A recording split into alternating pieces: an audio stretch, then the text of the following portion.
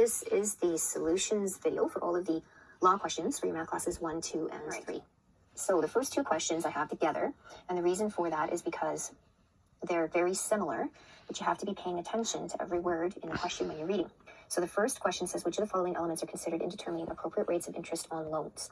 So the correct answer for this one is all of the above, because all three of these things will be looked at when a lender is deciding what kind of an interest rate to charge you. Are they going to give you the best rate possible, or are they going to bump it up a little bit depending on what they see when they look at all of these things? So they'll look at your credit rating, your credit history, your income, the type of property that's actually being purchased, what it's being used for, what it's zoned for, and they'll also look for this amount of administrative attention that's required on the loan. So a lot of times they'll phrase that by saying it has a high degree of administrative work. Okay, so it's got a high degree of administrative work that's required for mortgages. So that is going to factor into it as well. If the mortgage needs a lot of attention, or if it needs a lot of investigation to set it up, then the lender will pass that cost on to the borrower. When they give that loan, then maybe they'll bump up that interest rate just a little bit to recover that amount. Okay, so this one is asking which are considered. 12 new is asking which ones are not considered. So it's very similar. It's actually the opposite question, but it looks very similar. So you've got to be paying attention to every single word in each question to make sure that you don't give the wrong answer. So because it's asking for which one is not considered, then the answers that we had previously can't be the answer. So in this case, the amount of the property insurance are not considered when determining what interest rate is going to be charged. Okay, this might be a requirement from the lender. It usually is a requirement from the lender, but it has nothing to do with what interest rate they're going to charge. Number 63 is asking about the term length. So we deal with this, and we have dealt with this in a lot of our questions, right? We use the term length for a lot of different things. So the term length is for how long the contract is. So this is how long the borrower and the lender are in a relationship for, right? So that's what both of them sign. So we're going to be together for 2 years or 5 years or 7 years. That's our term length. So that's the contractual relationship. The amortization length is how long it would take that borrower to pay off every penny that they intend to borrow for that property. So the amortization length tends to be a lot longer than the term. Now, you can have the amortization and the term be equal. You guys know that from some of your PIMP and PP questions, right? You can have the amortization and term be equal, but a lot of times the term is going to be shorter than that amortization length. So that's why 3 and 4 are both false. And number 1, the term doesn't always necessitate the payment of an outstanding balance. Okay, it doesn't always necessitate it. So it does a lot of times, but if you have the amortization and the term being equal, then at the end of that term length, your future value will be 0, right? You won't owe any money at all. And so in that case, you wouldn't have an outstanding balance payment to make because it would be at 0. So that's why number 1 is false. Number 68 is asking about your effective annual rate. So you guys should know what that effective word means by now. Hopefully you do. Effective always means compounded annually, right? So once per year is a J1, which is your effective rate. Okay, so whenever you see that word effective, you have to remember that it's a nominal rate of interest with annual compounding. So remember, nominal is just a way to say a J rate, and it actually means a rate of interest that doesn't include any fees. So that interest rate wouldn't reflect any fees that the lender might require the borrower to pay. Okay, so it's a nominal rate of interest with annual compounding.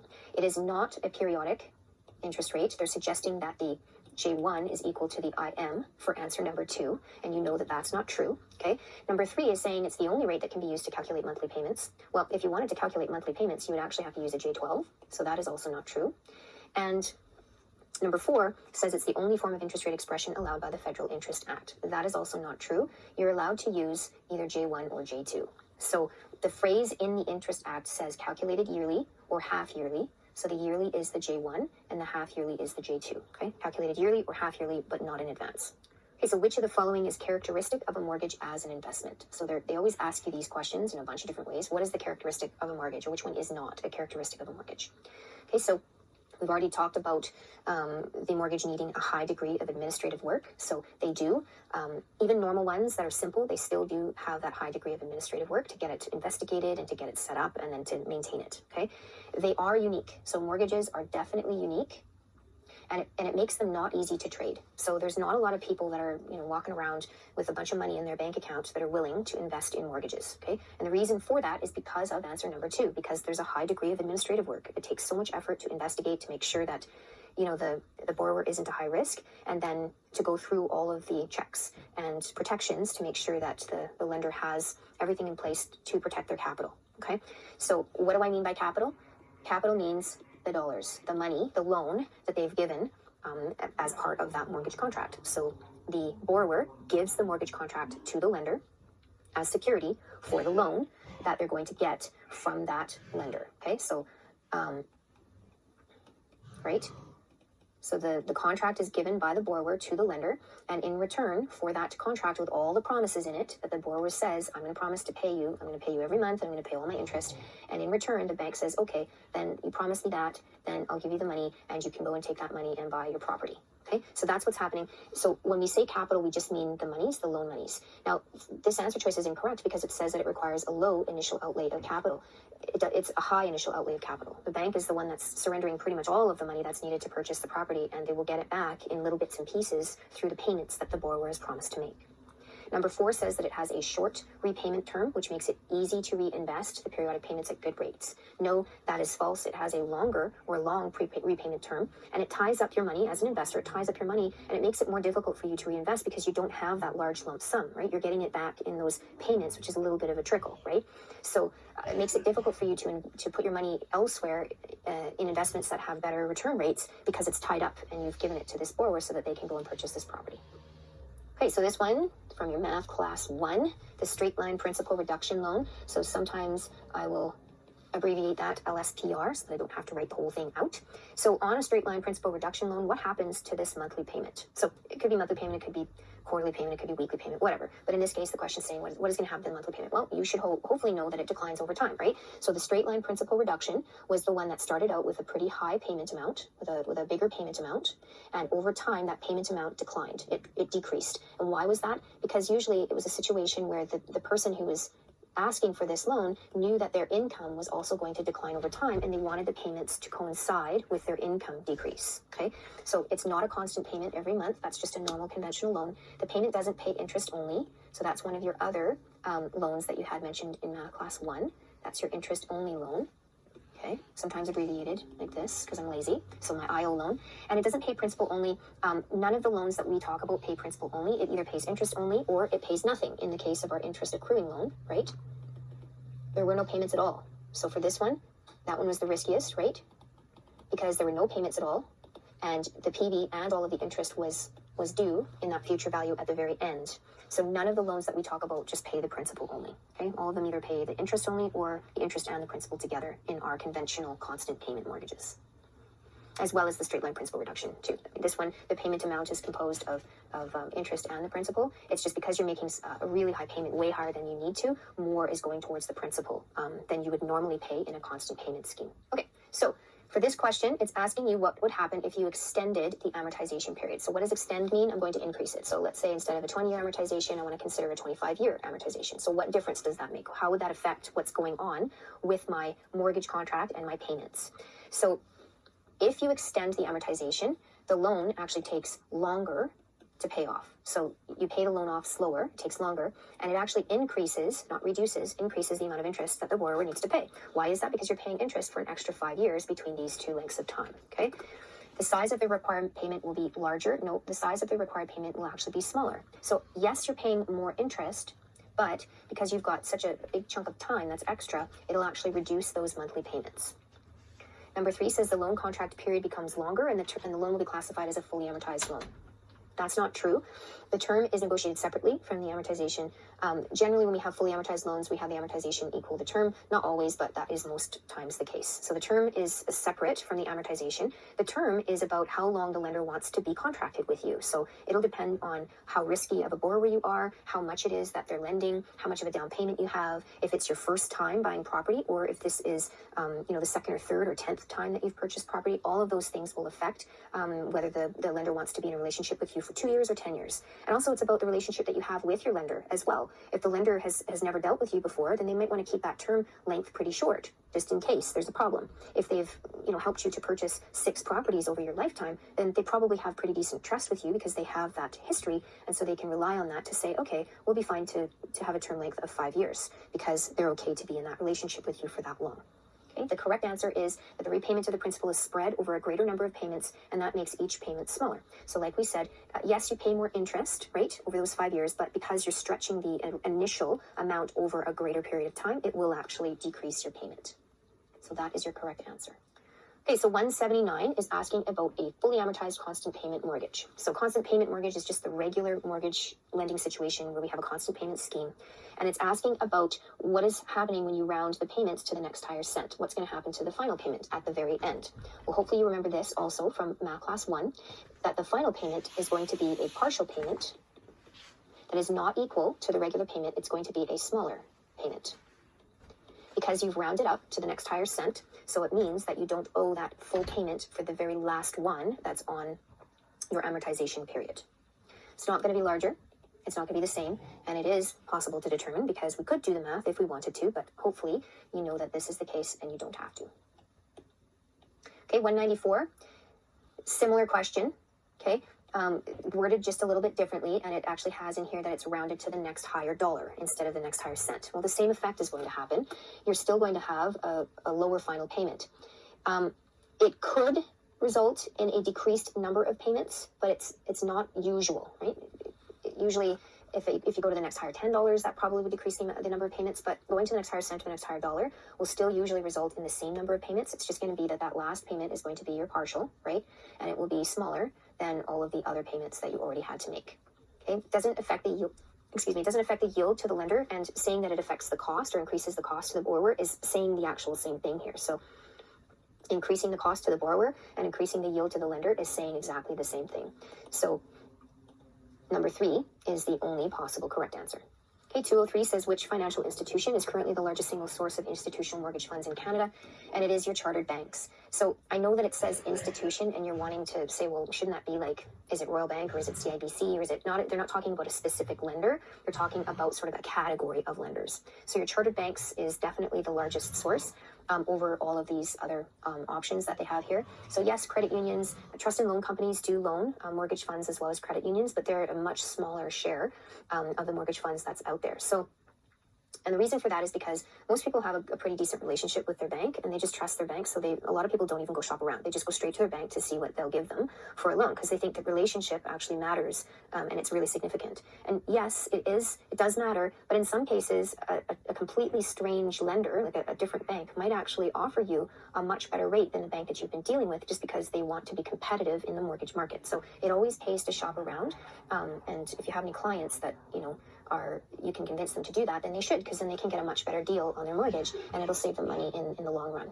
So the other thing too is if you go to a mortgage lender, the bank's mortgage options will be in that pool as well that they have to look through and sift through to find the best option for you. So that's another reason why the banks get sort of the lion's share of the market. Okay, another set of questions where we have 258 and 258 new, and we have another opposite situation happening here. So the first one asks, which of the following is characteristic of a mortgage as an investment? So we've talked about a few of these already. We've talked about the high degree of administrative work, right? And the high outlay of capital. So those are both characteristics of mortgages as investments. The one we haven't talked about is that it's illiquid. So liquid and illiquid, when we talk about that in terms of investments, liquidity just means how easy or hard is it to convert to cash.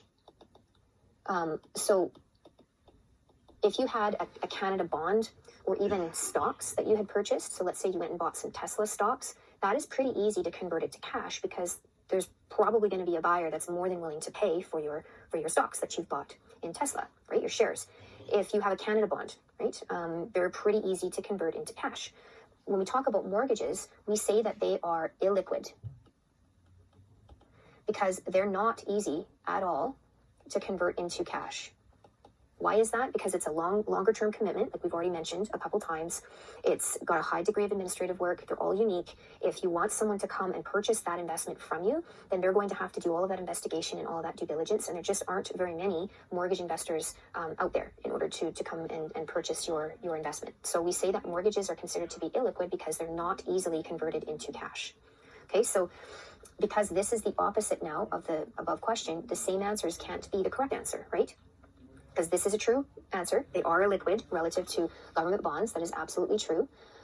They do require a high degree of administrative work, and they do require a high initial outlay of capital. We decided that those were all true statements above, and so that's why 4 was the answer for the first version. In this one, this is the correct answer because we say it has short repayment terms and amortization periods. That's false. So it's long or longer repayment terms and long or longer amortization periods. Okay, number 261 is asking which of the following is the best reason for an investor to choose to use debt financing rather than an all-cash purchase in order to purchase an income-producing property. So for this one, the correct answer is that the investor can obtain the debt financing at a lower interest rate than the expected yield on the project. So what is that talking about? So when they say project, just think of that as the investment property itself. Okay, so if you were an investor and you were looking to buy this investment property, and let's say it's an apartment building, and you think that you're going to get a yield of J2 equals 8, that's going to be your profit out of that building. Once you pay all of your expenses and all of that is taken care of, this is what you're going to actually produce from that property. If you can, so if you were to want to pay $500,000 for this property, if you could have two choices here. You could take $500,000 cash and pay for it outright and not have any mortgage.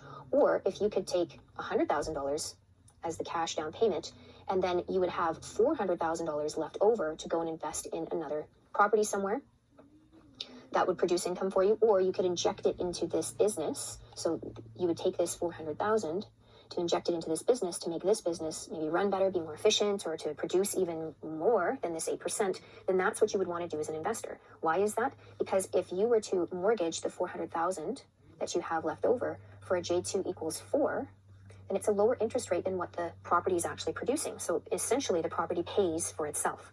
So you would use this to pay for the 4% for that mortgage, and then you would have 4%, a J2 equals 4% in profit over and above that, and you would have that $400,000 in your pocket still so that you could do whatever you wanted with it. You could go and invest in a different property, or you could even put it into this property and possibly bump up this 8% even higher by doing some modifications or maybe some renovations. You could charge more for the rent, all that kind of stuff, okay? So investment questions are all about that yield, right? This is all the investor cares about. They don't care about paying this J2 equals 4. If they can actually get a better yield and maybe go and invest elsewhere and make even more money with more projects and more buildings, then that's what they would rather do. Okay, so number 3 is your answer choice, is your correct one. The investor doesn't deduct the principal portion from taxable income. They actually deduct the interest portion. You don't need to really know that for your exam. You just need to know that that is an incorrect answer. This would have been from your financial statements chapter, which we didn't cover in detail because that's not a requirement for your exam. You don't need to know that knowledge. You just need to know that you wouldn't be deducting the principal from your taxable income. A one-year term on the debt financing required is readily available. That's irrelevant. It's a silly answer. I don't even know what they're trying to get at. That has nothing to do with the reason why an investor would choose to finance the purchase of a property. And number 4 is saying that if property values are expected to decrease, that they would want to have debt financing to purchase. And that's the opposite, actually. If you're expecting properties values to decrease, you actually want to reduce or limit any debt related to it. So in that case, you may not purchase the property at all if you can't afford to purchase it with all cash, or you might choose to purchase with all cash if you had a situation where you wanted, or where you thought that the values were going to decrease and you wanted to avoid having that debt. Okay, in this case, if it's a normal situation, right, and there's nothing wrong with the market, probably property values are increasing, then it's okay to use debt financing so that you can actually take your money and reinvest it elsewhere and make even more. All right, so question 271 has actually shown up in a couple of different spots in your math law, so you'll probably see this one again a little bit later. So this question, the trick with this one is the way that it's worded. It's very confusing. A lot of people think that the question is asking about the payments, but it's not. It's actually asking about what's going to happen to the present value if you change your yield. So if you change your yield, your rate, or you lower the discount on your yield or rate. So what it's saying is what's going to happen if I lower the IYR, I lower that IYR, but I keep my payment exactly the same and I don't change it, as well as my other loan terms. So I'm not going to change my loan terms. The only thing I'm going to change is that IYR. Then what's going to happen to the PV amount? Is that going to mean that I can borrow more, or is that going to mean that I can borrow less? Now, if you look at how your payment is split up, your payment is split up into interest and principal, so PV, right? So if you had a payment of $5,000 that was split up into $2,800 worth of interest and $2,200 worth of principal, if you were to lower the yield, then hopefully you understand that that would actually lower the interest. So maybe if you lowered the interest rate, it would say that you owed $2,000 worth of interest, and that would mean that you would have $3,000 to go towards the PV. So just by doing it simply like that, I can see that if I decrease the amount of interest I need to pay, right? Sorry, this one here. If I decrease the amount of interest that I need to pay, then I'm going to increase the amount of PV that I'm allowed to borrow. If that is not clear enough, if that's confusing and it's not clear enough, then you can actually just do some math to prove that what your guess is true. Okay, so I'm guessing that it's going to increase my PV if I decrease my interest rate. Well, how am I going to prove that? Well, I've got two questions set up here. I've got the first one at J1 equals 10 and the second one at J1 equals 5. I've got all of the other loan terms the same, so I'm going to see what will happen with my PV when I lower that interest rate to 5%. I should see that my PV actually will go up because I'm paying less in interest. So I still have my calculator beside me whenever I'm doing my math law questions, because sometimes I need to use my calculator to prove that what I'm thinking about this question is true. So calculator is always a good friend to have alongside whenever you're doing anything related to math. So I'm going to go ahead and solve for the first one. I'll solve for this PV amount, and then we'll see what it does when we decrease it in the second version. So you get $42,567 and some pennies. And then I'm going to solve again with this J1 equals 5. Instead of the 10, so I'm going to cut it in half. I'm going to discount the rate by 50% and see what happens to my present value. And you see that it goes up pretty significantly, right? It's almost $20,000 more that you can borrow when you cut that rate in half, and that rate is discounted when the yield or the rate is lowered. Okay, so hopefully that's clear. Again, this question will come up a little bit later, so if you don't quite understand it now, then maybe by the time we get through some of the other questions, you'll have a better understanding and it will click for you. Okay, another situation where we have similar questions. Okay, so in this case, the question is exactly the same. Okay, the risk involved in being a mortgagee is what? So a mortgagee is a lender of funds secured by a mortgage. So the question is the same. And in this case, the answer is the same spot, but it's actually a different answer. So it's kind of sneaky that way. So in this one, it says it's all of the above, which means 1, 2, and 3 are all true. So the risk involved is greater than the risk involved when investing in Canadian government bonds for a similar time period. That's true. Government bonds are a lot less risky because they're backed by the government. The risk is acceptable to many investors if the interest rate is high enough. That's true. If you think, okay, well, I'm going to lend to this guy and I'm going to charge him 4%. Maybe that's not worth the risk, but what if I increase it and I charge him 10%? Then you might be willing to take that risk on. Okay, so you have to set whatever minimums, whatever rates you want in order to accept that risk. So that is also true. Number 3 is the risk is reduced through careful appraisal of the value of the property and the credit rating of the borrower. That is absolutely true. So you look at that property, right? The lending value of the property and the credit rating of the borrower. So that's part of the mortgage lending, where we look at both sides. We're also going to look at, how this person has paid back all of their other debts, how they manage their credit card debt, all of that kind of stuff. Okay, so those are all true statements. The correct answer for this one is number 4. It says the risk is increased due to the greater degree of management time involved. So this is referring to that similar phrase that we've seen, the high degree of administrative work. Okay, so that comes up a lot in a lot of different ways. And you see that in these answer choices, they've changed the phrases to make them all false. So they said it's lower, mortgages is lower than Canadian government bonds. That's false. That it's unacceptable to many investors if the rate is high enough. So this makes it incorrect, right? We said if you're willing to take on the risk for 10%, then that's up to you to decide that. So if the rate is high enough, then yes, it will be acceptable to many investors. So that's false. And it says it's increased through careful appraisal. So they're saying the risk is increased through appraisal of the value of the property and the credit rating of the borrower. And that's false because that's how you reduce your risk. Okay, so 290 says the mortgage interest rates are sometimes described as being sticky. So that is, changes in the mortgage rates tend to lag behind changes in bond yields, and they're asking for you to identify one reason for the stickiness. So the stickiness in the bond rates, the bond yields, so all of the investment markets are connected. Doesn't matter what you're talking about, stocks, bonds, mortgages, real estate, and anything that you could consider an investment, it's all connected together. So you'll see that there's a pretty huge dynamic in the trends in the market, in the investment markets. That's what they're talking about here when they talk about mortgages lagging, the rates lagging behind bond yields. So bonds, again, is government backed, and so what they're suggesting is that when bond yields go up and down, right, the mortgage rates kind of follow, but they might take a little bit longer to follow the pattern, right? So they're not going to go up and down at the exact same time as the Canadian bonds. They're connected, but they're not actually exactly the same thing, okay? Now, the other reason for stickiness in the mortgage market is something that we've talked about already, that if you're wanting to sell your mortgage, if you're wanting to sell your investment, to someone else, there aren't a lot of other mortgage investors that are waiting to purchase mortgages as investments. So we call this the secondary market. Okay, and the secondary market means that after a mortgage is initiated, that mortgage could be bought and sold between investors multiple times possibly before that mortgage term is up. But this secondary market is actually considered to be weak. And the reason for that is because I just said there's not a lot of people that are willing to invest their money and to become lenders by investing their money in mortgage investments, by purchasing other people's mortgages. So that's part of the reason why they're illiquid. And part of the other reason why they're liquid is because they're unique, because of all of that investigation and due diligence that has to go into the decision to actually invest your money into that mortgage and purchase it. Okay, so this is a true statement. It's not a reason for stickiness. Mortgage loans, this is a false statement, mortgage loans are considered to be long, right? Long-term nature, right? Mortgages are not liquid. They're considered to be illiquid, as we explained in one of the previous questions. And they're not all identical. They're all very unique. So those are all false statements. It's not the reasons for stickiness because they're all incorrect. Okay, this question is asking when a borrower would prefer a straight line principal reduction plan as opposed to a constant payment plan. So we're talking about mortgages. So remember I was describing before for that straight line principal reduction loan, you start out with high payments, you pay more than you need to, and the reason why is because you think that your income is actually going to decrease over time and you want the payments to decrease at the same time as your income. So that's why number 2 is your correct answer.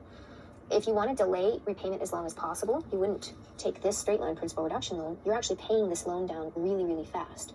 So if you want to delay repayment, you might choose an interest-only loan, or you might even choose an interest-accruing loan if you're allowed to have those as options. If you foresee your income increasing, then you would actually choose, instead of the straight-line principal reduction, you would choose the graduated payment mortgage. So your payments start out really low, really small, and they increase over time because you see your income also increasing over time. Okay, so this one is also false. And then number 4 says if you wish to keep your initial payments as low as possible. That one is also referring to that graduated payment mortgage as well. Okay, so which of the following is the main reason that an interest accruing loans are normally written for short terms? So the reason why is because it's risky for the lender, right? Their original investment, their principal, their capital is at risk for the entire term of that loan, and their return, the interest, is also at risk because there are no payments for an interest accruing loan, so they don't get anything back until the end of the term. So 3 is the correct answer. For number 1, they're referring to periodic payments and for long terms, but we don't make payments at all in interest accruing loans, so that's false. Number 2 is referring to the payments declining over time. Again, we don't make payments for an interest accruing loan. They're talking about that straight line principal reduction mortgage when they are describing the payments declining over the term. So that one is also false. And number 4 is saying that the outstanding balance of the interest accruing loan declines over the term of the loan, so it's prudent for the lender to keep the term short. That's false. The outstanding balance for an interest accruing loan is the same throughout the entire loan. You owe the principal and the interest at the very end.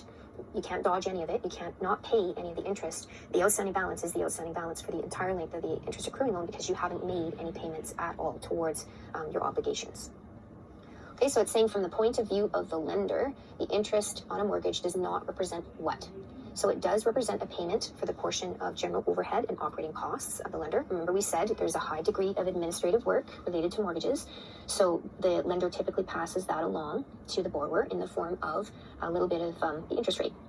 It does represent an incentive to accept uncertainty or risk. So remember in one of the previous questions, we said that, hey, yeah, sure, you might be a risky lender, but if you're willing to pay a certain percentage, right, then I might actually decide to take you on as a client because this high percentage, 10% or 20% is too good to pass up. So that is an incentive to accept the uncertainty or risk of having your capital given to someone else, and it does represent a return on capital invested. So they have different words for what you would get out of an investment. So yield, return, earnings, profits, or interest are all synonyms, they're all interchangeable. What it doesn't represent is the cost of financing the lender's debt. Okay, so that's the key here. It's the cost of financing the borrower's debt. So not the lender's debt, it's the borrower's debt. So just make sure that you're focused and you're reading every single word in both the question and all of the answers. Okay, so this question is asking about 2 different mortgages, and they're asking you to sort of compare the 2 situations. So they're saying that there's 2 mortgages and they require level blended payments. They're all identical, except for one has a 5-year term and the other has a 2-year term. And they're asking you about the monthly payments on the 5-year term basically comparing to that 2-year term. So it's implied in the question, it doesn't really say it, but you see that in the answers, the 2-year term mortgage is mentioned. So they're asking you to compare the two. So if we have a different term length, what do we know about term? Term affects the outstanding balance. If I have a 5-year term and a 2-year term, then if my outstanding balance on the 2-year term would be $200,000, if I make payments for longer, then it means that my outstanding balance on my 5-year term is going to be lower than this $200,000. So let's say it might be $192,000. Right? Because I'm making payments for 3 years longer, so my outstanding balance is going to be less because I'm paying more towards my PV, okay? The term length does not affect the payment amount, okay? The amortization actually is the thing that determines the payment, okay? So the term length does not affect the payment amount. It's the amortization that determines, it calculates how much the payment amount is going to be. The amortization also does affect outstanding balance. We'll talk about that when we get to one of the questions later on. I've included the information here, but I'll explain it when we actually have an answer choice that it applies to, okay? So for this question, hopefully you know that they can be compared, right? We know that they're going to be the exact same. The term length doesn't affect the payment amount at all, so they won't be higher or lower. It will be exactly the same. What's going to be different when we have a different term length is the outstanding balance at the end of those 2 terms is going to be different. Okay, longer term means you've paid more off, so you're going to have a lower outstanding balance than on the shorter term of 2 years in this case. Okay, so this question is similar to one of the ones that we had previously.